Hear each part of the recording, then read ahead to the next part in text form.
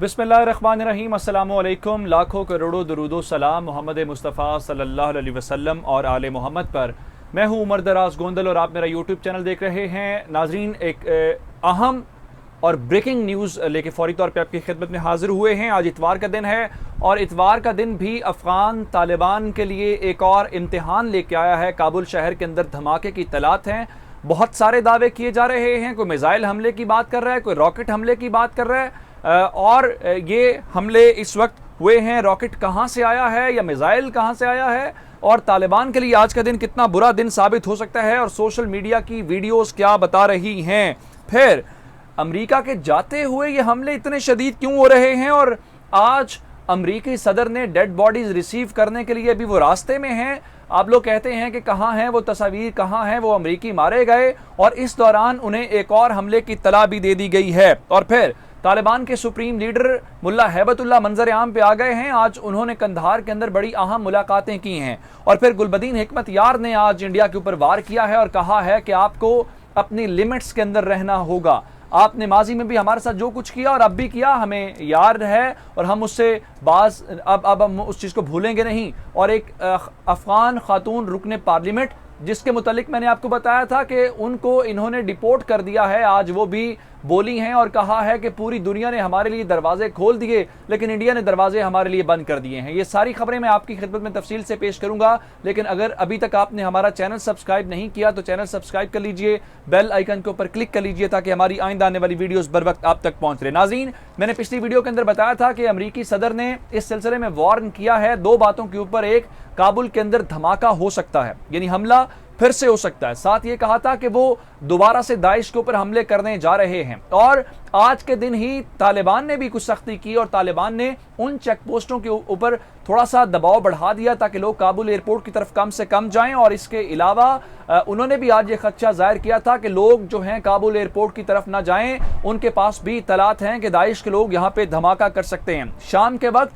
ये इन तमाम चीज़ों के बावजूद, इन तमाम इत्तलात के बावजूद काबुल शहर के अंदर धमाका हो गया है और ये धमाका भी काबुल एयरपोर्ट के करीब हुआ है। अब सवाल ये है कि ये धमाका काबुल एयरपोर्ट के अंदर हुआ है या काबुल एयरपोर्ट से बाहर हुआ है, ये बुनियादी बात है। लेकिन सोशल मीडिया के ऊपर आने वाली वीडियोस और जो इंटरनेशनल मीडिया ये बता रहे हैं उसके अंदर ये तस्दीक जरूर हो गई है कि काबुल शहर के अंदर जोरदार धमाका हुआ है और उस धमाके की आवाज दूर दूर तक सुनी गई है। और जो वीडियोस हैं वो सोशल मीडिया के ऊपर जो सर्कुलेट कर रही हैं वो देखी जा सकती हैं कि ना सिर्फ उसके अंदर धुएं के बादल बुलंद हो रहे हैं बल्कि चीखों पुकार की आवाज भी सुनाई दे रही है। तो शाम होते ही काबुल के अंदर खून का जो ये खेल है ये एक बार फिर से दुश्मनों ने शुरू कर दिया है। और मैं आपको बताना ये चाहता हूं कि अफगान हुकाम जो साबिक हुकूमत के लोग हैं उन्होंने ये बताया है कि ये धमाका मुमकिना तौर पे रॉकेट हमला है। और इसके अंदर ये बताया गया है कि ये रॉकेट हमला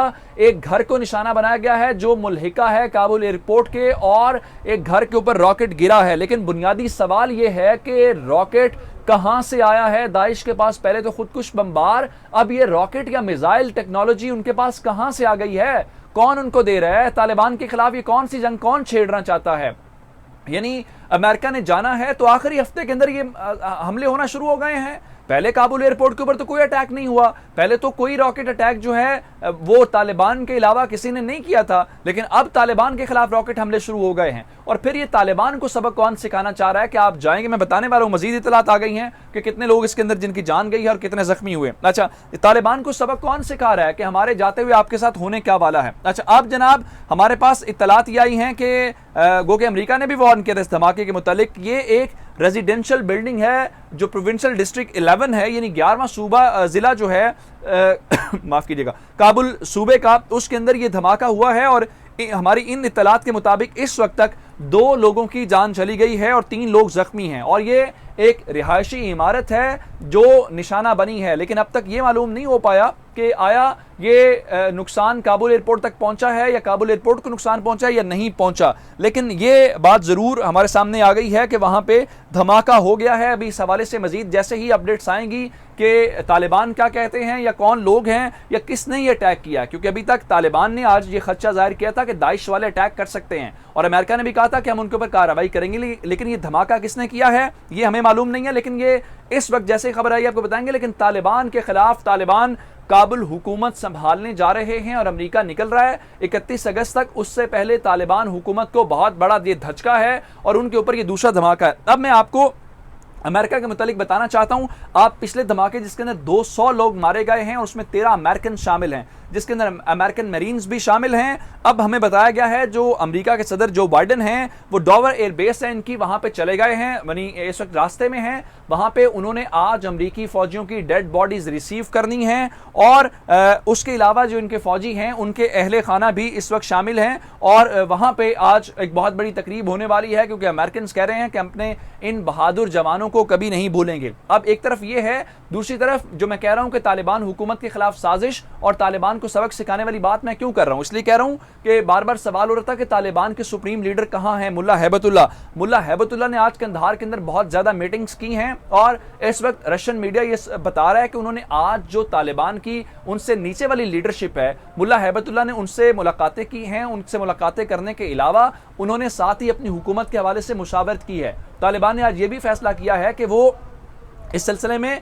जो साबिक हुकूमत के वुज़रा हैं उनको शामिल नहीं करेंगे, यानी जो काबीना का हिस्सा रहे करज़ई के साथ या अशरफ गनी के साथ उनको शामिल हरगिज़ नहीं किया जाएगा। और इसी दौरान जो गुलबदीन हिकमतयार हैं वो भी आ जाए और उन्होंने एक तफसीली बातचीत की है। एक तो उन्होंने कहा ख़वातीन को हुकूक भी दिए जाएंगे और ये जो मगरिब है ये हमें सबक न सिखाए कि ख़वातीन के हुकूक क्या होते हैं, इस्लाम ने हमें सिखाया हुआ है। फिर उन्होंने एक और बात की कि इस वक्त जो मादनियात हैं वो पाकिस्तान और ईरान से भी ज़्यादा है अफगानिस्तान के अंदर, और माजी के अंदर चीन उसके अंदर इन्वेस्ट करना चाहता था लेकिन अमेरिका ने इन्वेस्ट नहीं करने दिया। उन्होंने कहा इस बार ऐसा नहीं होगा, हम नहीं रोकेंगे। इसके अलावा जो उन्होंने मेन बात की है वो इंडिया को लेके की है और कहा है कि इंडिया हमें अखलाकी, सियासी, सिफारती लिहाज से गारंटी दे कि हमारे मामलात के अंदर मुदाखलत नहीं करेगा। उन्होंने कहा माजी की तारीख ये है कि सोवियत यूनियन आए, उन्होंने हमारे खिलाफ लड़ा, आपने सोवियत यूनियन को सपोर्ट किया। अमेरिकन आए, अमेरिकन तालिबान के खिलाफ या अफगानियों के खिलाफ लड़े, आप अमेरिकन को सपोर्ट करते रहे और फिर अब आपको हमारी सरजमीन इस्तेमाल करते हुए पाकिस्तान के खिलाफ इस्तेमाल करने का कोई हक नहीं देंगे और आपको इंटरफेरेंस बंद करनी होगी। फिर मैंने आपको एक खबर दी थी कि इन्होंने अफगान रुकने पार्लियामेंट जो खातून रुकन थी उसको डिपोर्ट किया। आज वो खातून खुद बोली हैं और कहा है कि इस क्राइसिस के अंदर जब पूरी दुनिया ने दरवाजे हमारे ऊपर खोल दिए हैं, दुनिया हमें वेलकम कर रही है या कम से कम हमारा दुख बांटने की कोशिश कर रही है, इंडिया अब कभी नहीं जाएंगे। उन्होंने कहा इंडिया कहने को हमारा दोस्त है लेकिन उन्होंने हमें अपने मुल्क से निकाल दिया, मुल्क बदर कर दिया। इस तकलीफ को हम कभी नहीं भूलेंगे और हम समझेंगे कि इंडिया सिर्फ बातों की हद तक और सिर्फ हमें पाकिस्तान के खिलाफ इस्तेमाल करने के हवाले से तो काम कर रहा है, लेकिन हमारे अफगानियों के साथ उसका कोई लगाव नहीं है। उसे ये है कि मज़ार शरीफ, जलालाबाद, कंधार के कॉन्सुलेट मिले। मैं धमाके के हवाले से मजीद अपडेट्स लेकर आपकी खिदमत में हाजिर हूँ। फिलहाल इजाज़त दीजिएगा। आपकी समातों का बहुत शुक्रिया। खुदा हाफिज़।